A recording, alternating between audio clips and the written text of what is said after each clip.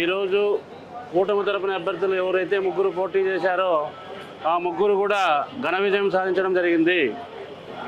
ఈ టీడీపీ ప్రభుత్వము గత అసెంబ్లీ ఎన్నికల్లో ఏ విధంగా మెజార్టీ వచ్చిందో అదే విధంగా మెజార్టీ సాధించడం జరిగింది. ఇదంతా కూడా ప్రజలు హర్షించదగిన విషయము.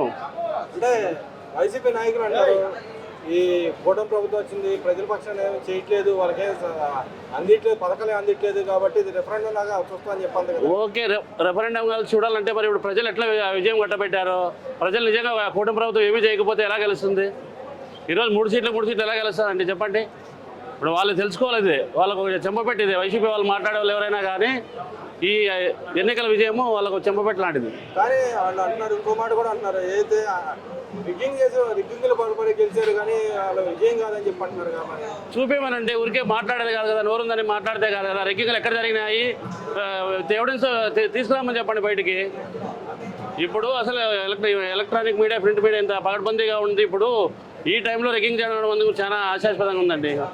అదే చూసుకుంటే రాష్ట్ర బడ్జెట్ 3,22,000 కోట్లు అనౌన్స్ చేస్తుంటారు. ఎలా చూస్తారు? సంక్షేమ పథకాల అభివృద్ధిలో ఎంత మాత్రం ఉపయోగపడతాయి? పూర్తిగా అండి, కూటమి ప్రభుత్వం ఆ రోజు ప్రజలకు ఏమైతే హామీ ఇచ్చిందో సూపర్ 6 ఖచ్చితంగా అమలు చేస్తుందనే నమ్మకం ప్రజలందరికీ కూడా విశ్వాసం ఉంది. ఖచ్చితంగా కూడా పూర్తి చేయబోతుందండి సూపర్ 6. అంటే ఈరోజు పోసాని మురళీకృష్ణ గారి అరెస్ట్ ఎలా చూస్తారు? ఆయన అక్రమంగా అరెస్ట్ చేశారంటే నిజమేనా? అక్రమంగా అరెస్ట్ అంటే ఎవరన్నా ఒక్కరు చెప్పానండి. ఈ రాష్ట్రంలో ఆయన మాట్లాడింది ఒక చిన్న పిల్లల నుంచి పెద్ద వాళ్ళ వరకు ప్రతి ఒక్కరూ విన్నాడు. ఆయన ఎలాంటి భాష వాడాడు, ఏ విధంగా మాట్లాడినాడు అని. మరి దాన్ని అక్రమ అరెస్ట్ అంటే ఇంకా ఇంతకంటే ఘోరం ఏముందంటే చెప్పండి? అంటే ఆయన నాకు సజ్జన రామకృష్ణారెడ్డి స్క్రిప్ట్ ఇస్తేనే చదివాను అంటున్నాడు కదా, మరి దాన్ని ఎలా చూస్తారు? స్క్రిప్ట్ ఇస్తేనే చదివాను నేను, నాదేం లేదు అంటున్నాడు ఆయన. అవునండి, చిన్న పిల్లోడు ఆయన. ఏదో అంతో ఎంతో సినిమాల్లో కథలు రాసుకుంటే ఒక డైరెక్టర్ బాగానే అంతో ఎంతో పేరుండే. ఎప్పుడైతే వైసీపీ తీర్థం పుచ్చుకొని వైసీపీ తరఫున మాట్లాడబట్టినాడో ఆయనకున్న పరువు పోయింది. మరి స్క్రిప్ట్ ఇస్తేనే చదువుతా అంటే నిన్ను ఏమనుకోవాలి చెప్పండి? ఈరోజు ఉంది అంటే అతనికి ఏమైనా అంతో ఎంతో బుద్ధి ఉందా? స్క్రిప్ట్ వాళ్ళు ఇస్తే నువ్వేలా చదువుతావు? ఈరోజు ఇబ్బంది పడతాను నువ్వే కదా, సజ్జన రామకృష్ణారెడ్డి కాదు కదా. మరి నువ్వు జైలుకు పోయినా అయిపోతుంది, ఆయన పోలా. అంటే మా వాడిని అక్రమంగా అరెస్ట్ చేశారని చెప్పి వాళ్ళ లాయర్ కూడా మాట్లాడుతున్నాడు కదా. అరెస్ట్ అని చెప్పి అంటారు లాయర్ ఎవరైతే ఉన్నారు పనుగోలు కూడా. ఆయన పనుగోలు సుధాకర్ రెడ్డి గారు ఆయన చేసే కేసులన్నీ కూడా అక్రమమే. ఆ రోజు చంద్రబాబు నాయుడు గారి అక్రమంగా అతను వాదించిన వ్యక్తి ఈరోజు అక్రమం ఎలా అంటాడండి? అదే చూసుకుంటే ఏదైతే ఈ బడ్జెట్ అనౌన్స్ చేశారో దాంట్లో చూసుకుంటే పథకాలు, సంక్షేమ పథకాలు, సూపర్ పథకాలు ఏం అమలు కావట్లేదని చెప్పి వైసీపీ నాయకులు అంటారు. దాన్ని ఎలా చూస్తారు? ఖచ్చితంగా ఇప్పుడు రాబోయే సంవత్సరంలో ఖచ్చితంగా తల్లి వందనము, తర్వాత రైతు భరోసా ఇవన్నీ కూడా అమలు అవుతాయి. సూపర్ 6 ఏమైతే చెప్పిందో ఆల్రెడీ 3 పథకాలు కంప్లీట్ అయిపోయినాయి. 3 పథకాలు కూడా ఖచ్చితంగా అమలు అవుతాయండి. వాళ్ళు మాట్లాడిన దానికి మన సమాధానం చెప్పాల్సిన అవసరం లేదండి.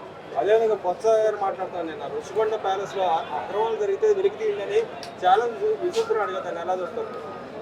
మరి అక్రమాలు కాకపోతే అంత ఖర్చు పెట్టి 450 కోట్లు ఖర్చు పెట్టి కట్టాల్సిన అవసరం ఏముందండి? అది అక్రమం కాదా?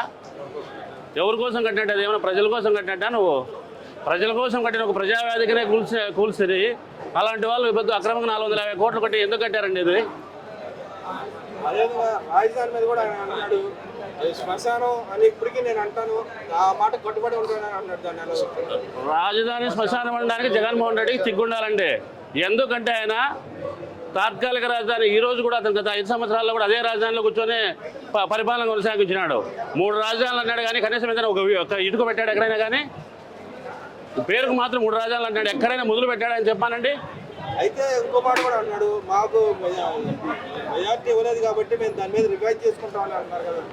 మరి ఇప్పుడు నీకు అది మరి జగన్మోహన్ రెడ్డి ఎలా మాట మీద ఎంత మాత్రం నిలబడుతుంది అనేది మీకే అర్థం అవ్వాలండి. ఇప్పుడు ఆ రోజేమో అమరావతికి మద్దతు ఇచ్చాడు ప్రతిపక్షంలో ఉన్నప్పుడు, తర్వాత గెలుస్తానే మరి 3 రాజధానులు అన్నాడు. మళ్ళీ ఇప్పుడు డివైడ్ తీసుకుంటామంటే దాంట్లో అర్థం ఏముందండి చెప్పండి? అదేవిధంగా ఆయన అసెంబ్లీకి వచ్చి వెళ్ళాలని ఎలా చూస్తారు? జగన్మోహన్ రెడ్డి గారు అసెంబ్లీకి వచ్చి వెళ్ళారు కదా. జగన్మోహన్ రెడ్డికి నిజంగా అసెంబ్లీకి వచ్చే దమ్ము లేదండి. ఎందుకంటే ఆయన దగ్గర సమాధానాలు లేవు.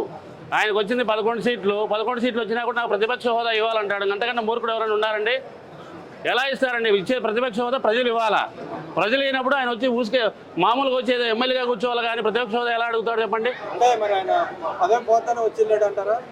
వచ్చింది కూడా ఆయన ఎమ్మెల్యే వాస్తవం అండి. 60 రోజులు అయితే ఏదైతే తక్కువ ఉందో రాకపోతే నా ఎమ్మెల్యే పదవి ఉడుతుందని చెప్పేసి ఆయన దానికోసం వచ్చాడు కానీ ప్రజల కోసం రాలేదు.